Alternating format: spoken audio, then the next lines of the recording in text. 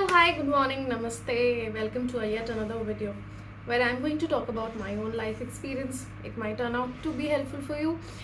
दो सिचुएशन है. पहले सिचुएशन में मैं कोटा जाती हूँ, मैं घर वालों के 2-3 लाख रुपए इन्वेस्ट कराती हूँ, 1 साल का ड्रॉप लेती हूँ और पूरी फैमिली में को ये चैलेंज करके जाती हूँ कि मैं कुछ बड़ा करके आऊँगी वहाँ से.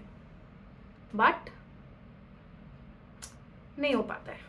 सेकेंड सिचुएशन में कोई फैंसी कोचिंग इंस्टीट्यूट नहीं ज्वाइन करती हूँ, मैं कोई ऐसे बड़ा अमाउंट नहीं इन्वेस्ट करती हूँ, बेसिक सी बुक्स परचेज करती हूँ. कई बार वो ऑनलाइन फ्री में भी उनके पीडीएफ्स मिल जाते हैं और मैं एक नेशनल लेवल के एग्ज़ाम विथ 98.28 परसेंटाइल क्रैक करती हूँ.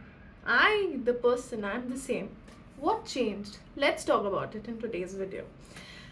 So yeah, first talking about the ooh la la experience of my life going to Kota. I made some amazing friends there. I met some amazing people there. But when it comes to the amount of growth that I could achieve personally when it comes to knowledge in subjects like physics and mathematics, it was almost the same.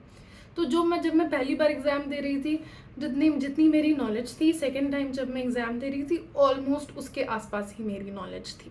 कुछ बहुत ज़्यादा magic नहीं हुआ था. We expect right कि हमने इतने पैसे इन्वेस्ट किए हैं, हमने इतना बड़ा रिस्क लिया है, कुछ मैजिक होगा. बट हर ज़रूरी नहीं है हर बार मैजिक हो. सो या ऐसा कुछ मैजिक नहीं हुआ. मैंने ऑलमोस्ट सेम रैंक सिक्योर की इन IITs एंड IITs.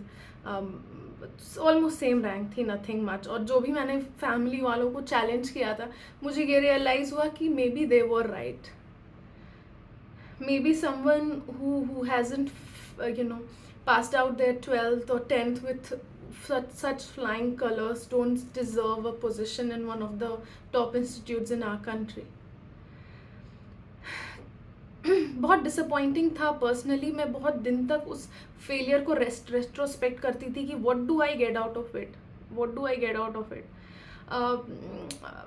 तो हाँ, बहुत कुछ सीखने को मिला. आज के डेट में तो मुझे बस लगता है कि अच्छा टाइम निकाला, अच्छे लोगों के साथ टाइम निकाला, अच्छे फ्रेंड्स बनाए.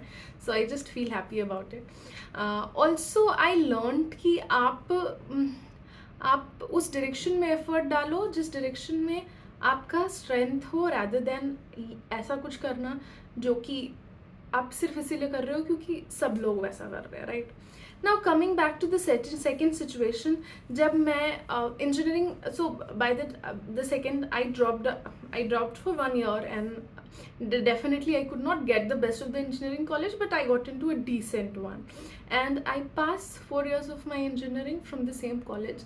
And after getting passed, I got placed in one of the leading companies, which is Tata Consultancy Services. All the family and relatives जो कि obviously कोटा वाले decision से बहुत खुश नहीं थे, इस बार बहुत खुश थे because I got admitted in one of the leading companies, tech companies of our country.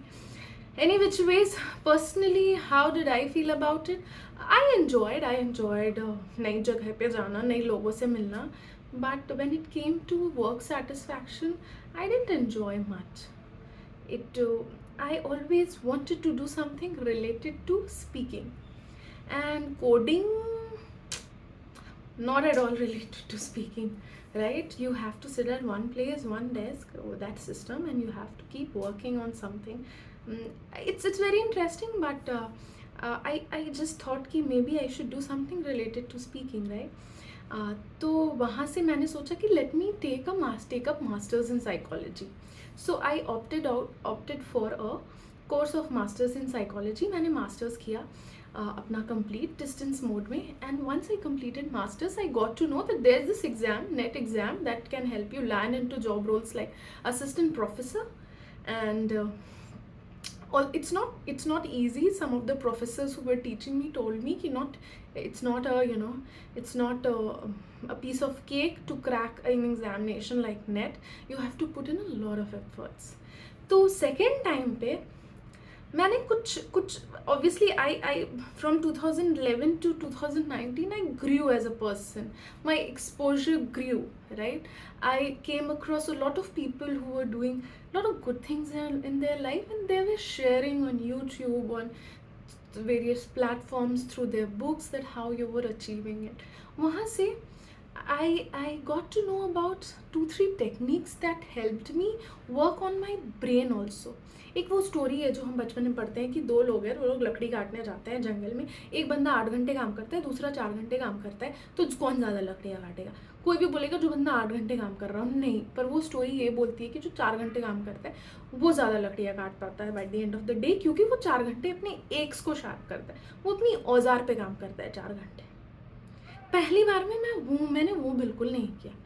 मैंने खुद के ब्रेन पे, खुद के मेंटल हेल्थ पे, खुद के साइकोलॉजी को समझने की बिल्कुल कोशिश नहीं की। However, second time I was a student of psychology, so I tried to understand how I can help my brain work with focus and optimize the results that it produced. तो 2-3 techniques मैंने apply की। उसमें एक technique था कि I made an anthem, a motivational anthem for getting into that zone of studying and focusing. तो मैंने एक सॉन्ग सेलेक्ट किया और उसको मैंने अपना एंथम बना लिया कि जब भी मुझे उस जोन में जाना होता था कि यार लाइफ में कुछ करना है, यार कुछ अच्छा करना है, मैं उस गाने को सुनती थी। और आई मेड श्योर कि एवरी मॉर्निंग मैं उस गाने को सुनूँ, तो सुबह सुबह मेरी कैसी एनर्जी क्रिएट हो जाएगी एवरी मॉर्निंग कि हाँ मैं कुछ मेरे को इस डायरेक्शन में काम कर रहा है, सुबह मुझे एक डायरेक्शन मिल जाएगा, right? First thing. Second thing, मैं अपना डे एक दिन पहले प्लान करती थी, तो कल क्या करना है मैं आज रात को डायरी में नोट डाउन कर लेती थी और सुबह उठ के उसको वापस से ग्रो करती थी, उसको वापस से गो थ्रू करती थी। साइकोलॉजी में एक कंसेप्ट भी है REM स्लीप का, कि जब आप सोते हो और जब आप डीप स्लीप में होते हो, राइट, और जब आप जस्ट सो रहे होते हो, उसके बीच में एक ऐसा टाइम होता है जब आपका सबसे सबकॉन्शियस माइंड सबसे ज़्यादा एक्टिव होता है। तो अगर आप वो चीज़ें लिख लेते हो और आप सोते वक्त उन चीज़ों के बारे में सोच रहे हो कि हाँ हाँ कल ये टास्क कंप्लीट करना है, तो जब आप REM स्लीप में होते हो, जब आपका सबकॉन्शियस माइंड बहुत ज़्यादा एक्टिव होता है, तो वो इन्फॉर्मेशन आपके सबकॉन्शियस में चला जाता है, रिजल्टिंग नेक्स्ट डे आप अच्छा परफॉर्म करते हो, आप उन टास्क को ज़्यादा ईज़ के साथ परफॉर्म करते हो एज़ कम्पेयर्ड अगर आप इन टास्क को नहीं लिखो तो उसमें थोड़ा ज़्यादा एफर्ट लगता है। तो मैंने दूसरी ये चीज़ करी कि आई यूज़ टू नोट डाउन कल का क्या टास्क है, एंड सुबह उठ के I went through the task. Third, I meditated. मैंने 10 से अपने औजार पे काम करना। हम जब पढ़ाई कर रहे हैं, हमारा औजार हमारा ब्रेन है, तो मेडिटेट करना और खुद को एक रिलैक्सेशन देना और एक फोकस वाली जोन में ले जाना कि मैं जो भी काम करूँगी मैं प्रेजेंस और अवेयरनेस के साथ करूँगी, मैं फोकस्ड होकर करूँगी।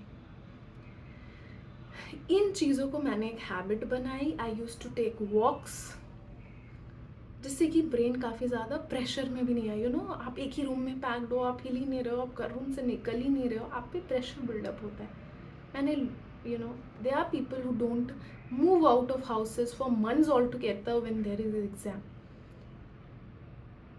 I have, but do they, like, is it a healthy way to practice, for exams? I don't think so. Take walks, meditate, listen to songs, feel motivated. These things are important. तो second time मैंने अपने औजार पे काम किया। First time मुझे idea नहीं था औजार पे काम करना है, हम नहीं पढ़ते इन चीज़ों के बारे में, राइट, अपने एजुकेशन सिस्टम में। I didn't knew about it. तो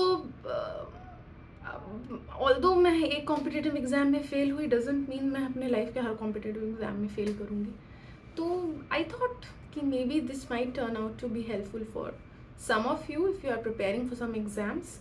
make sure that you are also working on your tool which is your brain. आप उसको भी टाइम दे रहे हो, आप उसको भी समझ रहे हो कि मेरा ब्रेन की कैपेसिटी में कैसे ऑप्टिमाइज करूँ। That is also crucial, right? So yeah, that's all. If you want to reach out to me, you can write an email to akansha725@gmail.com. if you're a student and if you are struggling with something, do reach out. and till then, take care, bye, and give your best in whatever you are doing. Life is an adventure. Express yourself. जो भी आपके अंदर है उसको express करो. डरना किससे है ना? चलो, take care, bye.